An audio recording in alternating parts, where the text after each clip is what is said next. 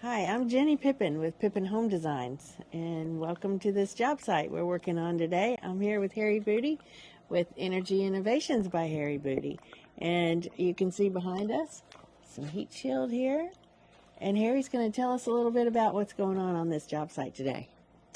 Well, thank you for this opportunity.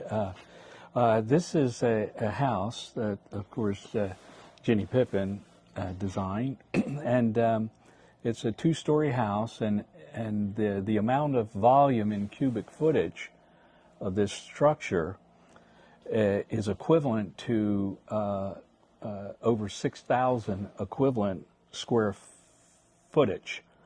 Of course, your average consumer cannot equate typically with cubic footage of space, but they can understand what square footage means. And so we convert all of the volume into an equivalent square footage of conditioned, heated, or cooled space.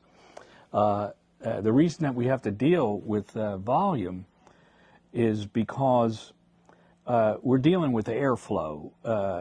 I say many times that if I was laying carpet, I would be concerned with square footage. But because we're dealing with cubic footage of air, like CFMs, Yes. for indoor air quality especially, you have to move and circulate enough airflow to where you have the proper amount of air exchanges per hour to where you're filtering, and we also purify the air in conjunction with filtering it with the equivalent of surgical rated filtration. And then, of course, we bring in outside ventilation. By purifying the air along with filtering the air very well, you can actually cut down on the amount of outside air comes in, because the outside air that does come in, that's unconditioned air that you have to condition it. Right. And even though we use energy recovery ventilators, heat recovery ventilators, that reclaims about 70 or more percent of the exhausted stale air, as we call, it's still BTUs that you have to account for.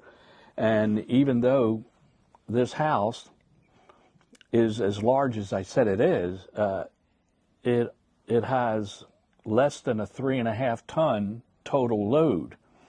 Now, That's impressive. yeah, well, and what's even more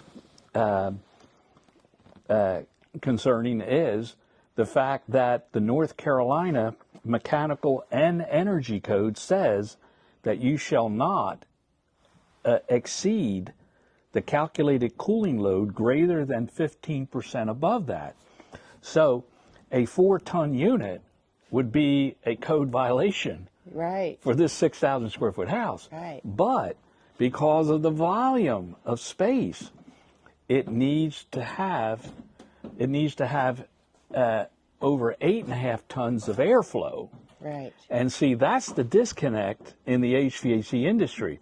Manufacturers do not make equipment to where you can have a 3.5 ton single heat pump and then 8.5 ton air handler. Right. They don't make it. Right. They don't rate it. And so we literally have to modify each piece of equipment to match the airflow requirement. And then we have to, of course, we have to make sure that we don't oversize the HVAC system. Because again, that would be a code violation. Oh, as well. absolutely, absolutely. And in many cases, we have to use multi-stage equipment, like a compressor that has a stage 1 low capacity and then a stage 2 higher capacity, because, well, in this particular house, 80% of the entire year, and that's like more than 9 months. Yeah. A 2.5 ton heat pump will comfortably heat and cool this house. So if you have that small of an engine power, you don't have to be like an automotive engineer to figure that you're getting really good gas mileage if it was relating to a car. Absolutely. Having a real small 2-cylinder engine, even though it looks like a big SUV. Yeah, and you still have to make up that airflow. Oh yeah, oh absolutely. Airflow is really the key, and that's why there's so many sick houses that are coming about, especially as it relates to high performance homes, because the builders of high performance homes are doing an excellent job on the thermal envelopes. It's amazing how low they're getting the loads. Mm-hmm. But they're at the mercy of these HVAC contractors that don't have a clue on how to design an HVAC system for a high performance house. And for all that airflow that's required. Yeah, and this is causing problems. Mm-hmm. Yeah.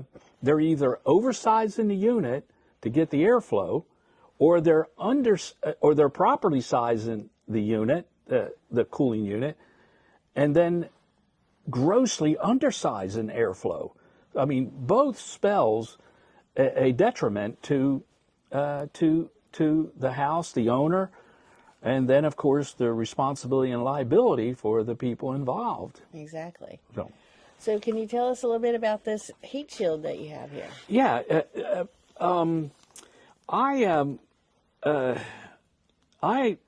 I did my very first new house in 1979, and I saw this material related from the NASA program. Mm-hmm. Matter of fact, the lunar module had this is not the same material, but it was a similar type material, mm-hmm. and I knew that if you want to calculate heat transfer, you take into consideration the whole heat transfer picture, which is conduction, convection, infiltration, and radiation. That makes up the total spectrum mm-hmm. of heat transfer. And so I figured, why not take advantage of this? And back then, it was a minimum code requirement that you had to use a vapor barrier over all exterior surfaces, and it even went further to say that you shall carefully check all vapor barriers to make sure that no tears exist, and any tears must be patched. Otherwise, it's a code violation. Mm-hmm. So we just made sure that we encapsulated the whole entire house, kind of like a swimming pool liner effect. Mm-hmm. And here's the other reality. It is next to impossible to install insulation to where it's perfectly installed. And so there's all kind of tiny compressions. Right. And anytime you put a radiant barrier over a reflective air gap, you will generate 3 times the R value to that of a non-reflected air gap, meaning that if sheetrock just went over the insulation, you still have the airspace, but you only get 1/3 the R value. So this material here is, the way we look at it, is that it builds the R value back that you lost through installation. Right. Okay. That's just, it's not not a perfect world, mm-hmm. especially with insulation contractors. And then the vapor barrier characteristics, and this has been a point of contention for ever since it was taken out of the code to not have, in other words, I forget what year it was, but they took out of the code that you no longer in our area here mm-hmm. have to use a vapor barrier. But because I knew differently that if water vapor can get in, water vapor can get out. So I felt it was more important putting in putting the radiant a vapor barrier on to keep water vapor, like in the wintertime, from vapor diffusing Right. through the outside. And I realized that the rationale that was used back then when they took it out was because wet spray cellulose and foaming was becoming more and more popular, but that has a lot of moisture in it. And so the thought was leave the vapor barrier off, because a contractor does not want to wait a week or two for the thing to dry out. Yeah. So the thought process was, well, all houses in the South has air conditioning, so let that water vapor just vapor diffuse into the house, and have the HVAC system, cooling, air conditioning, remove it. Right. Well, bless their hearts, they didn't realize that it takes 3 times more energy to remove moisture than it does to drop the temperature in the air. And so, and then the other reality is, physics is not one way. If moisture can get out, moisture can get in. Right. You know, and so we felt what you need to do is just make sure you have a dry wall, and then put the vapor barrier on it, and here's something else to think about. How many people has to have humidifiers in the winter? And why do they have to have humidifiers? Yeah. Because the house is So too dry. dry. And well, where's that moisture gone? You know, duh. Yeah. It vapor diffuses through anything that has a water vapor transmission reduction rate that meets what it really, in my opinion, needs to meet. Right. So Well, that's awesome. Can you tell us something about the ductwork and how that's? Well, air distribution, in my opinion, air distribution is kind of no different, if you want an analogy, than your body having arteries, major arteries and veins. And major arteries would be your trunk line, and then your veins, would be the branch ducts. Right. Now, the equipment. Which is going in this area. Yes, here. yeah. Now, the reason we don't have the equipment installed yet is we want everything to basically be as done as it could possibly be done, because indoor air quality, we don't want all this dust and debris In the equipment, to get in the equipment. And Makes if you'll sense. notice, all of the ductwork is sealed. Right. Sealed to where in no way can any of the contaminants that's within a construction environment can migrate up in there.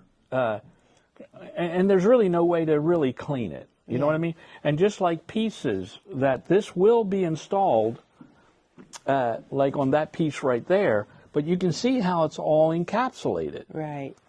Now, when all this air distribution duct is being installed, they use a microbial solution, and they clean the inside of all the duct and decontaminate it. Okay. Because when it comes from the sheet metal fabricator, It's not clean. it's air. really not clean. Right. And so what we want is this whole air distribution system to be as sanitized as it possibly can be.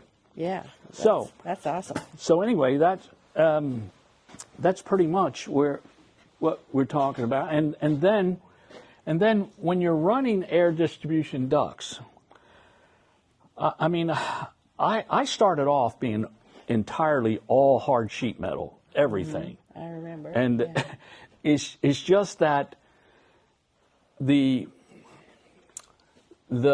labor pool today does not consist of sheet metal mechanics like yesteryear. Right.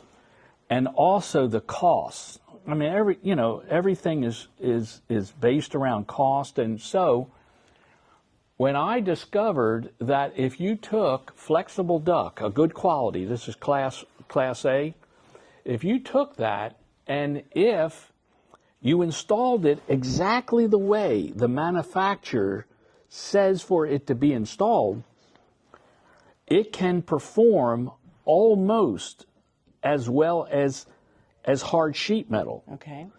Now, the reason I said almost is because flexible duck has an inherent resistance to it, even when you pull the liner straight. And that's the key.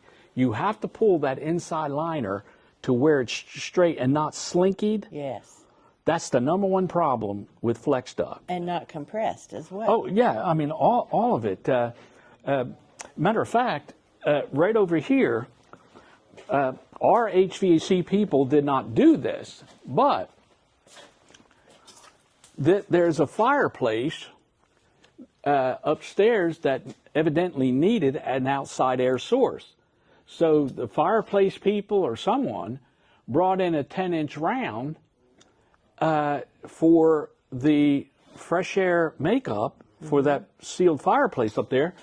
But unfortunately, it's totally crimped. Yeah. So you probably have the equivalent of a 4 or 5 inch round duck instead of a 10-inch round. See, that's why I say flex duck can promote a sloppy, improper installation. Right. And see, that'll never get caught by a building inspector or Right. anything. And so what we do is we make sure that all flex duct is sized for the CFM and the velocity and the pressure drop that we want. Now, if we have the amount of CFMs of airflow that requires a 12-inch round hard piece of duct, we could use a 14-inch round flex. Okay. To make it up. But there's cases where we only have the room for a 12-inch round. Well, when that's the case, what we end up doing is we end up just using a 12-inch round hard pipe. Okay, a 12-inch round hard pipe. Awesome.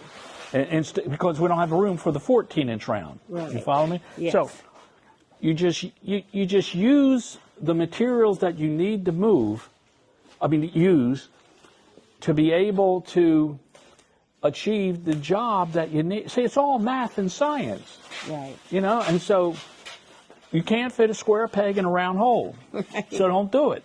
And so we have a builder that has come to visit us on the job site this morning. Stephen, do you want to join us? Do you have any questions for Harry?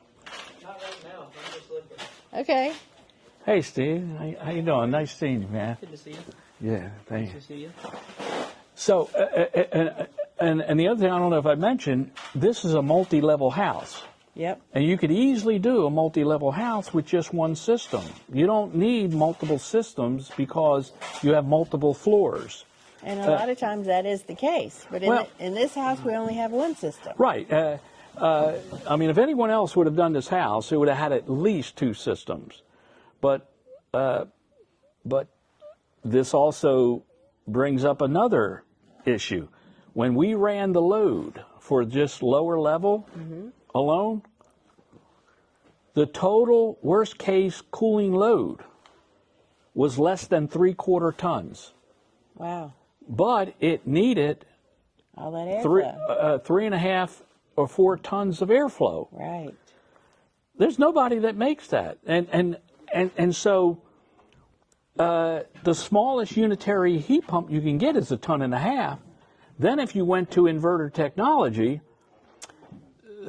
that technology, even though it is great, I mean, I've said for years it's the best invention since the invention of air conditioning, but it is seriously flawed on airflow because the airflow tracks the capacity of the compressor ramping up and down. Heat loss and heat gain is based on temperature outside rising and falling. The volume in this house, I mean, if you're looking at a 9-foot ceiling here, I can tell you, no matter what the temperature is outside, it's still going to be a 9-foot ceiling. Yep. So length times width times height is volume, cubic footage. Exactly. So you have to move cubic footage, you have to move airflow based on the cubic footage space. So there's comfort and indoor air quality. Oh, absolutely. And all that. Well, to me, indoor air quality trumps everything. I mean, anybody with any kind of care and attitude can cut the heat loss and heat gain of the house. You just throw enough caulk at it, enough foam, enough other insulation, you'll cut the load. But you got to pay attention to the airflow, because this is the air that you breathe, for crying out loud. And also, you have to do it per code. Well, yeah. Oh man, that's the other sad thing. No matter who would have put a system in this house, it would have passed inspection. But the inspectors don't really know how to they don't inspect that. And I want to be kind. I mean, one of the reasons it was taken out of the code, I forget how many years ago, that building inspectors no longer hold any responsibility or liability. In other words, when they sign off the permit card saying this mechanical passed, it is based on the assumption that the building inspector only inspected what he had the knowledge to inspect. Right. Now, the 98% of the rest of the stuff that really matters, they don't have a clue. But see, the builder thinks that because it's signed off, it's good to go. Homeowner thinks the same, and the HVAC contractor, he thinks the same. Yeah. But a past inspection does not mean it's code compliant. Exactly. And there's no statute of limitations to a code violation. And then who's responsible for that? Well, ultimately, when they changed this law, they put all of the responsibility and liability ultimately on the homeowner. Which they have no clue about. They have. It's just that what's a homeowner going to do? He's going to pick up the phone and call the builder and say, "What are you going to do about this?" Yeah. And then the builder, bless his heart, he's got to go back to a mechanical contractor that I feel so sure that any mechanical contractor would not get involved with a job and go on the job site and say, okay, this is my perfect opportunity to screw this thing up. I'm going to make it so code violated. Right. Yeah, see, right. It's all a lack of knowledge. Right. And that's the sad part is they don't.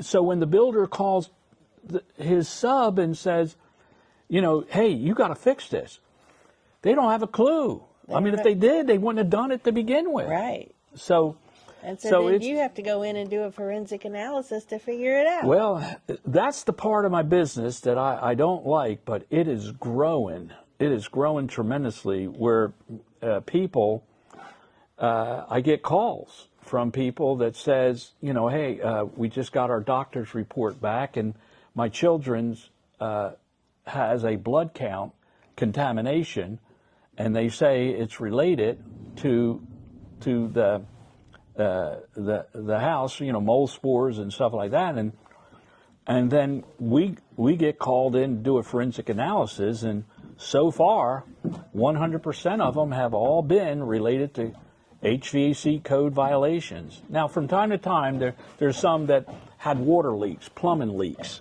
stuff like that, but all of them, and the HVAC contractors could not fix it.